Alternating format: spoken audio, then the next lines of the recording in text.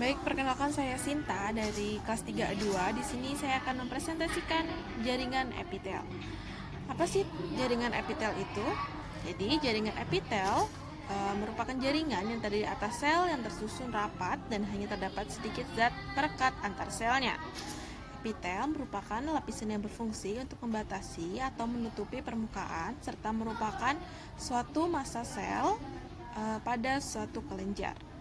Adapun fungsi utama pada jaringan epitel ini adalah yang pertama untuk menutupi, melapisi, dan melindungi permukaan kulit. Yang kedua ada absorpsi, yaitu misalnya di usus. Yang ketiga ada sekresi, misalnya sel epitel kelenjar. Yang keempat kontraksilitas, misalnya sel mioepitel. Selanjutnya ada jenis-jenis jaringan epitel. Epitel dibagi dalam dua kelompok utama berdasarkan struktur dan fungsinya. Ada epitel pelapis atau penutup dan epitel kelenjar. Yang pertama itu ada jaringan epitel pelapis atau penutup. Yang di sebelah kiri itu ada A, epitel selapis pipih.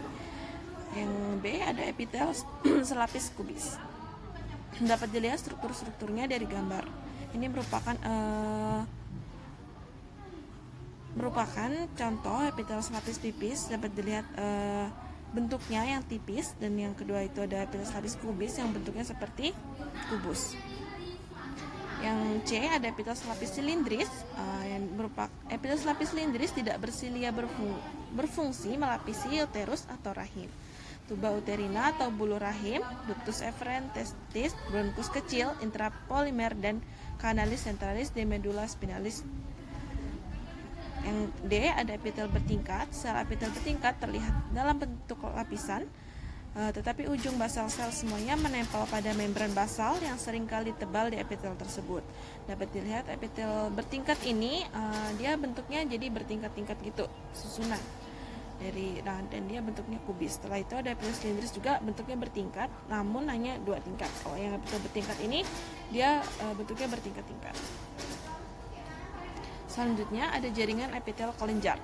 Epitel kelenjar merupakan sel yang dapat menyekresikan cairan yang mengandung komposisi berbeda dengan cairan intrasel atau darah.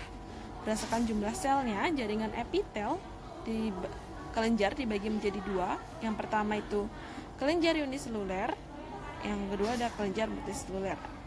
Dapat dilihat pada gambar 5.6 untuk kelenjar uniseluler merupakan fotomikrograf kelenjar unisel atau sel globet pada epitel selapis silindris yang melapisi saluran cerna.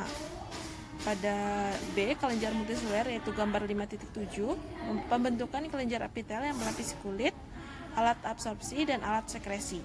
Apabila ikatannya dengan permukaan dapat dipertahankan, maka akan terbentuk kelenjar eksokrin.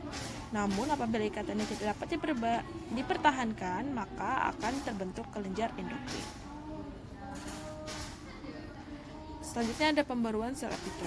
Jaringan epitel adalah struktur yang relatif labil dan sel-selnya yang perbarui secara kontinu melalui aktivitas mitosis. Laju pembaruan ini bervariasi, cepat pada jaringan seperti epitel usus besar. Pada jaringan epitel berlapis, mitosis hanya terjadi pada lapisan basal yang menempel pada lapisan basal. Di beberapa epitel yang kompleks secara fungsional, sel punca teridentifikasi hanya terdapat di tempat batas dengan sejumlah jarak dari transit amplifi sel dan sel yang berdefisiensi. Contohnya, epitel yang melapisi usus harus diturunkan sepenuhnya dari sel punca yang ditemukan pada kelenjar sederhana di antara fili usus. Di epidermis, sel punca berada pada posisi yang khas sepanjang dinding folikel rambut. Baik, sekian hanya itu yang dapat saya sampaikan. Kurang lebihnya saya akhiri. Wassalamualaikum warahmatullahi wabarakatuh.